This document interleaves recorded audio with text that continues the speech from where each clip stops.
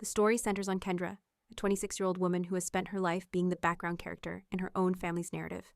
While her sister Brittany was treated like a fragile star, Kendra was the one who kept the household running, fixing the technology, managing the finances, and quietly solving every crisis. Now a successful expert in restoring high-end vintage artifacts, Kendra lives in a stunning minimalist glass house in Seattle, a sanctuary she built entirely through her own grit and obsession with perfection. The tension reaches a breaking point when Brittany, fueled by a mixture of entitlement and jealousy, breaks into Kendra's home and destroys a priceless Ming vase. This wasn't just any object. It was a restoration project Kendra had spent months on, valued at over $40,000. In a chilling display of calm, Kendra doesn't scream or cry. Instead, she stands silently, filming her sister's tantrum on her phone, and then calls the police to report the felony property damage. For Kendra, this isn't just about a vase. It's about the final collapse of a toxic family dynamic. Her parents, Richard and Susan, have spent years rewriting history. They tell their social circle that they quote too in Kendra's business. But the reality is cold and transactional.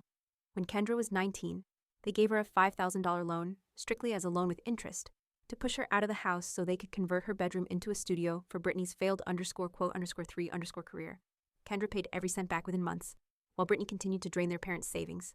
As the police arrive, Kendra reflects on how her family views her success as a theft from Brittany's rightful spotlight. They believe Kendra's wealth is a family resource, not a personal achievement. After Brittany is led away, Kendra receives a barrage of toxic messages from her mother, demanding she drop the charges and pay for Brittany's emotional distress.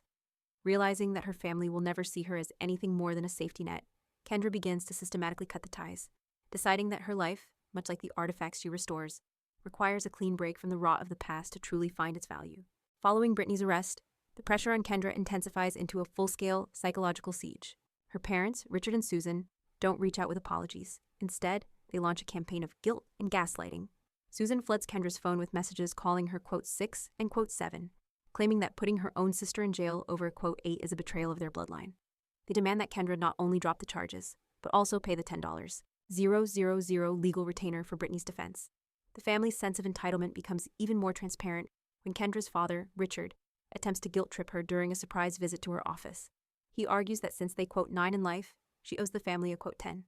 He reveals the true depth of their financial desperation. Brittany has maxed out their credit cards, trying to maintain the image of a luxury lifestyle, and they were counting on Kendra to quote 11 and bail them out yet again.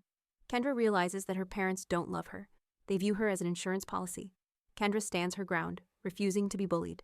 She presents her father with a cold, professional spreadsheet detailing every dollar she ever repaid them, including the interest on the initial $5,000 loan. She makes it clear that the glass house is her fortress, not a family bank. In retaliation, her parents take the conflict public. They begin posting on social media, framing Kendra as a greedy, heartless daughter who abandoned her family once she found wealth. The harassment spills over into Kendra's professional life. Brittany's friends start leaving fake one-star reviews for Kendra's restoration business, threatening her reputation and her livelihood. This is no longer just a family spat. It is an organized attempt to dismantle the life Kendra worked so hard to build. Rather than folding under the pressure, Kendra begins documenting every digital attack and prepares to move the battle from the living room to the courtroom, realizing that to protect her future, she must legally and financially sever herself from her past entirely. As the social media smear campaign grows more aggressive, Kendra realizes that playing defense is no longer enough. Her parents have recruited distant relatives and family friends to harass her, painting her as a traitor who turned her back on her upbringing. However, Kendra's years of meticulous record-keeping, the very skill that made her a master of restoration, become her greatest weapon. She spends her nights compiling a digital dossier of every financial transaction, every abusive text, and every instance of her parents' negligence. Kendra decides to fight fire with fire, but with surgical precision. She hires a high-profile attorney and a digital forensics expert to trace the fake reviews back to Brittany's IP address. But the real turning point comes when Kendra discovers a long-buried secret while auditing her own childhood savings account, which her parents had supposedly managed for her. She finds evidence that her grandmother had left her a substantial inheritance that her parents had quietly embezzled years ago to fund Brittany's private schooling and pageants. Armed with this evidence of fraud, Kendra invites her parents to a reconciliation meeting at a neutral public location. Richard and Susan arrive, expecting a surrender and a check. Instead, Kendra lays out the bank statements, showing the stolen inheritance. The color drains from their faces as they realize Kendra has proof of a crime far more serious than the destruction of a vase. She gives them an ultimatum.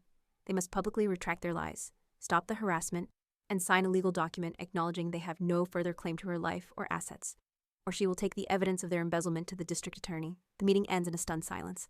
For the first time, the power dynamic has completely shifted. Her parents, who always viewed Kendra as a tool to be used, now see her as a formidable opponent. They are forced to choose between their pride and their freedom. Meanwhile, Brittany, still facing felony charges for the vase, begins to realize that her parents can no longer shield her from the consequences of her actions. Kendra walks away from the meeting feeling a strange sense of lightness.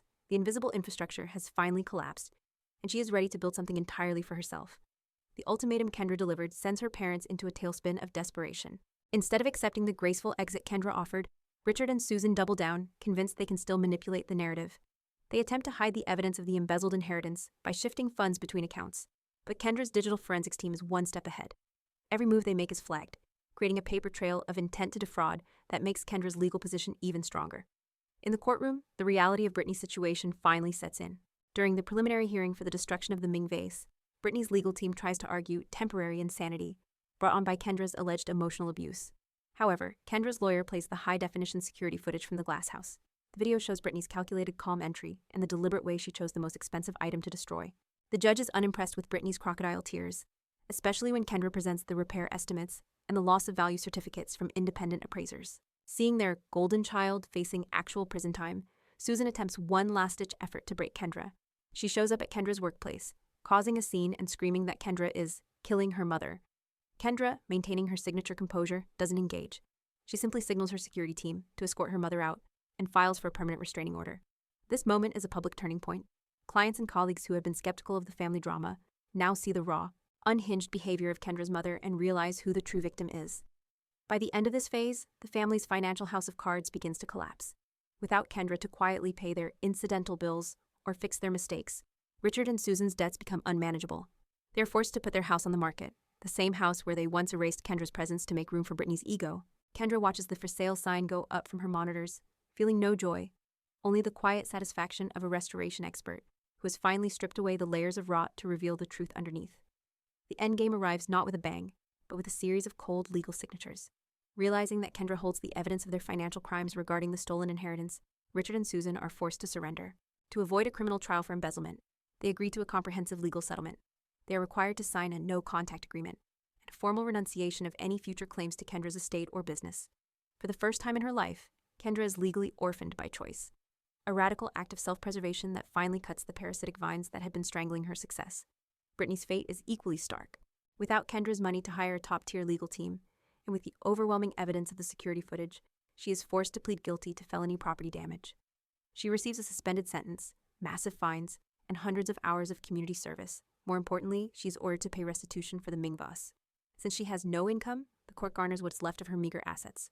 The star of the family is forced to work a mundane, entry-level job to pay back the sister she once looked down upon. The irony is sharp. The girl who wanted to be famous is now known only to the local court system as a cautionary tale of entitlement. With the legal battles over, the silence in the glass house changes. It is no longer a silence of tension or looking over her shoulder. It is the silence of peace. Kendra spends several weeks meticulously restoring the fragments of the broken Ming vase. She doesn't hide the cracks. Instead, she uses a technique similar to kintsugi, joining the pieces with gold-infused resin. The vase becomes a symbol of her own life, once shattered by those who should have protected it, but now stronger and more valuable because of the places where it was broken and repaired. The final scene of Kendra's journey takes place at a high-end gallery opening where her work is the centerpiece.